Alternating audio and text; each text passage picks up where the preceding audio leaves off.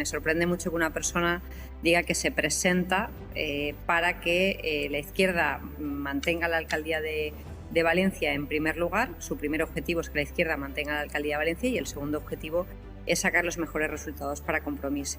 Y me llama la atención por lo indisimulada de la intención, es decir, es única y exclusivamente anteponer la ideología y salvar a Compromís frente a lo que debería ser la voluntad de una persona que se presenta a una alcaldía, que es tener un proyecto apasionante para la ciudad.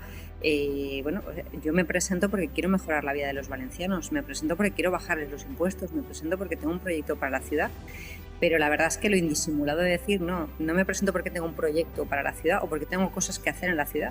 Me presento porque quiero que la izquierda gobierne la ciudad como primer objetivo y en segundo lugar que Compromís saque los mejores resultados. Eso es algo que a Ribó le suele pasar, que se le traiciona el subconsciente y dice lo que realmente piensa. Es como aquel momento que dijo que no tenía claro si presentarse porque era gestionar Valencia era un embolado. Un embolado, sí. Yo creo que la dignidad en política no se estampa en una camiseta. Yo creo que la dignidad en política se practica, ¿no?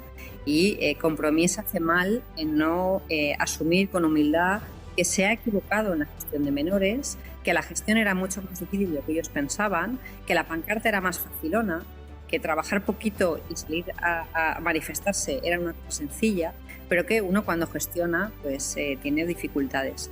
A mí me sorprende que Compromís no haya pedido perdón por una mala gestión de los menores tutelados y por este caso puntual.